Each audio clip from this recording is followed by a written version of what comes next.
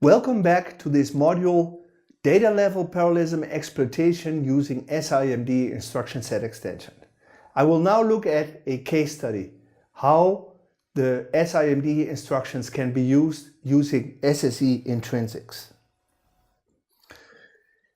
Here's a brief outline of this lesson. First, I will discuss how SIMD instructions can be used.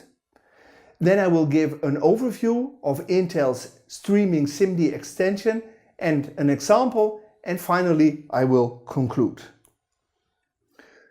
Remember the challenges and outlook I discussed a few lessons ago. The question was how to increase instruction level parallelism if the hardware and/or the software cannot find it. And the idea we had was to give at least part of the task back to the programmer so that the programmer should indicate where there is data level parallelism using SIMD instructions. And that's the main topic of this lesson. How can the programmer exploit and use the SIMD instructions?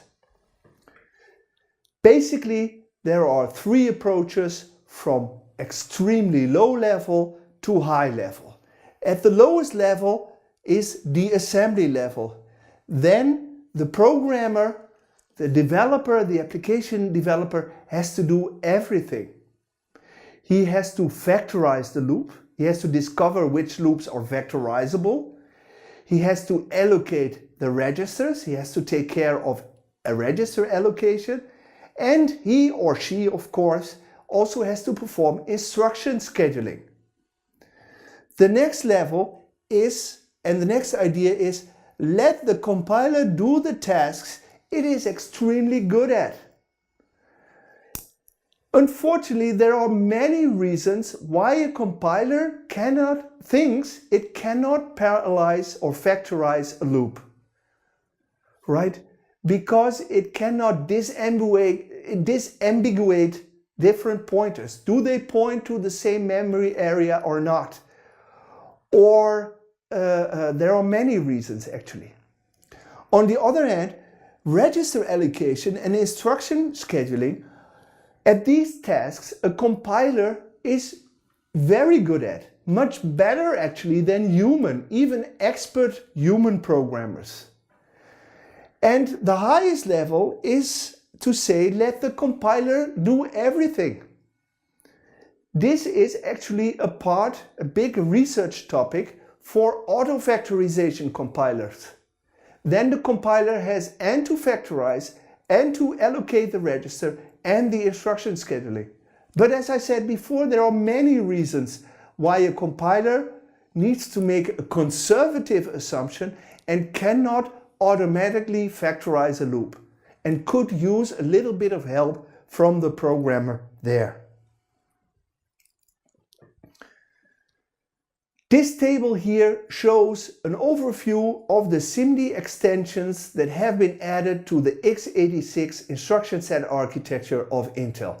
It started a long time ago, 96, with the MMX extension, where the register file was shared with the floating point, where the number of registers was limited to 8, the register width was 64-bit, the number of operands were 2, and the supported instructions were floating point and integer instructions.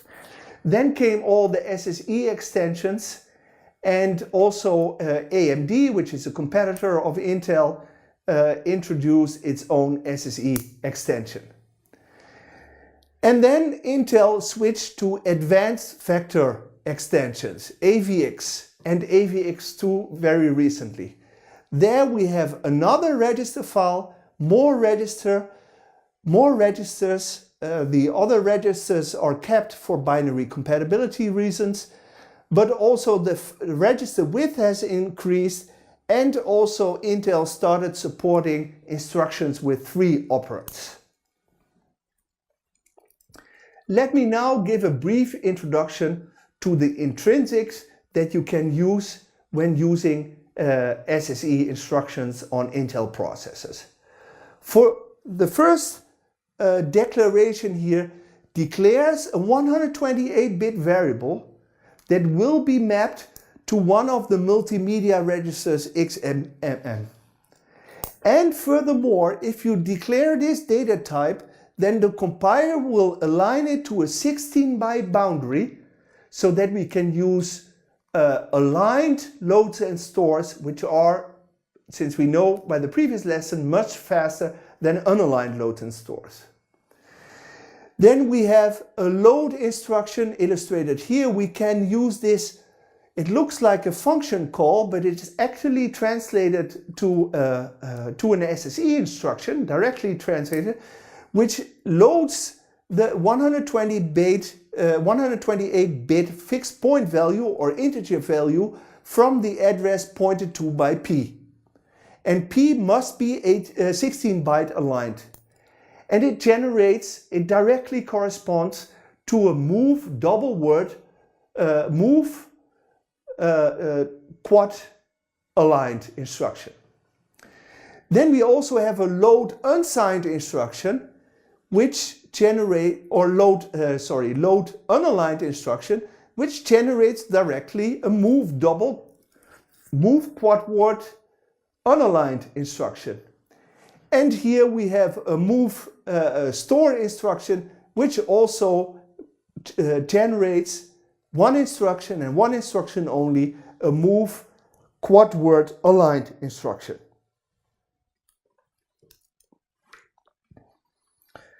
Let's now look at an example using these intrinsics. Right? We're going to calculate this kernel, this very simple loop, for I equals 0, I less than 100, I plus plus. Output I becomes input I times input I, so the square of input I plus 3. The input is using this attribute aligned at a 16-byte boundary, and so is the output. Using SSE intrinsic, we can use this code. This code allocates the input and converts the pointer to something that points to this data type, and similarly for output.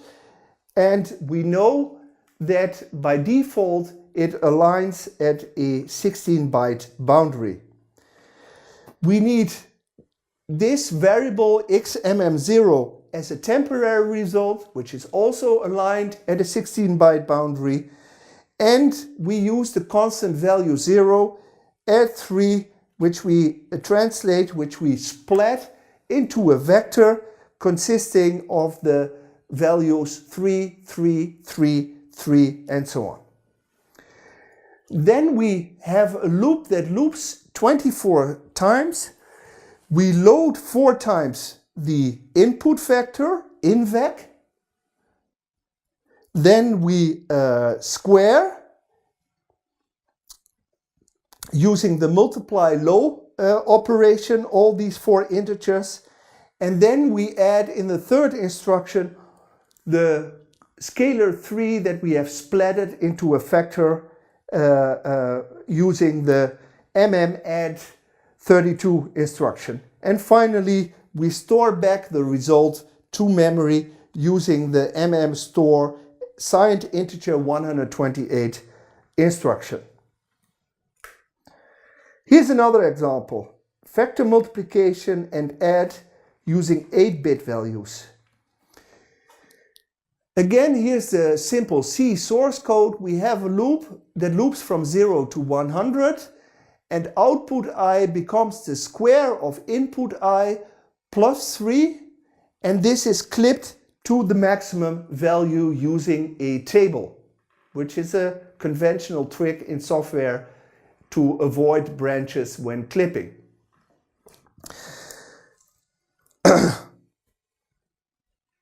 In fact, this is not an example, but this is an assignment to test yourself. Here we declare the input vector, the first statement. The second statement declares the output vector. Here we declare a temporary variable. Here we split the add vector, and then you are supposed to write your code here. Finally, a sample question. What is the main advantage of writing SIMD code using intrinsics rather than assembly code? And to summarize this module, basically there are three ways to exploit SIMD, either using inline assembly, which requires you to fully understand all the assembly instructions and is therefore very, very error prone and not recommended.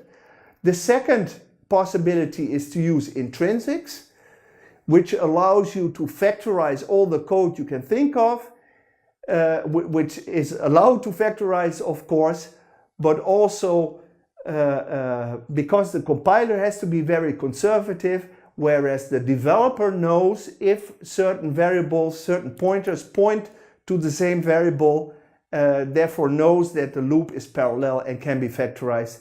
And the third approach is using auto-vectorization. So basically, automatic vectorization and parallelization have been for many years the holy grail for high performance, but the state of affair is that the state of the art is that to achieve the highest performance, we still need intrinsics, which is even a level higher than assembly, but not much higher. Thank you for watching this video. This completes this module. Hope to see you back.